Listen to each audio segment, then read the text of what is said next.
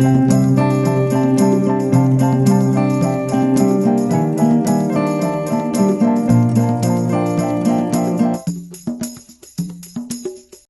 everybody, and welcome to Word Affinity, a podcast which has everything to do with words.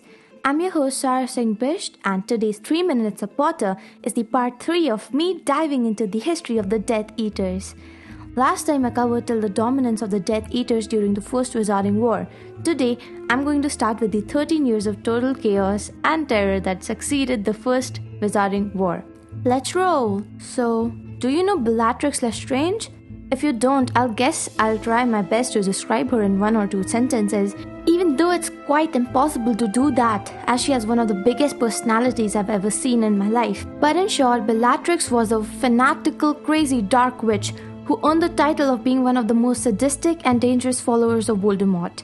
During her trials for her crimes, she shouts at Crouch, the Minister of Magic, that the Dark Lord will rise again, Crouch.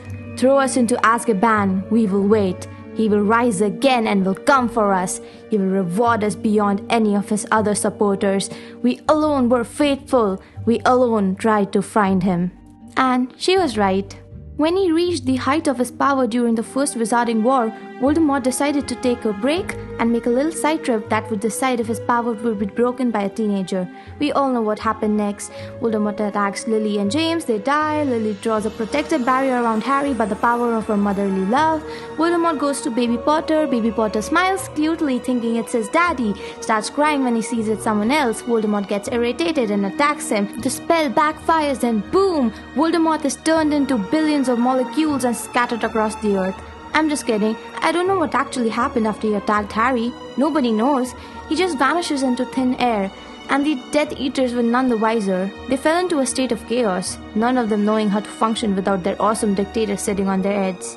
Most were captured and thrown into Azkaban without trial because of Ministry official Barty Crouch Sr. and a law passed by him. I know, that's kind of horrible. What happens to equal fundamental rights for everybody present in the community?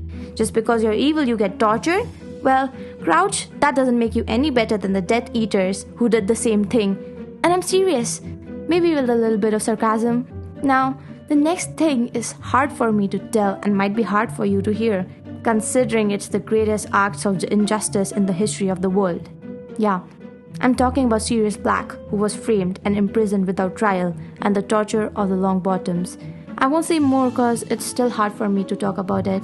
Yeah, let's go ahead. Bellatrix, Rudolphus and Rabistan Lestrange and Barty Crouch Jr. were all sentenced to Azkaban for the injustice against the Longbottoms, and Barty wasn't given an easier sentence by his strict law-abiding father. Now, all Death Eaters didn't receive their just punishment. Most eluded imprisonment by claiming they acted under the influence of the Imperious Curse like Lucius Malfoy, or by betraying other Death Eaters like Igor Karkaroff. I mean, what kind of justice system is this? Taking bribes and reducing sentences? But it worked. In 1994, 13 years later, during the night of the 423rd Quidditch World Cup, Crouch Jr. launched the Dark Mark into the air, and that began a whole new chapter.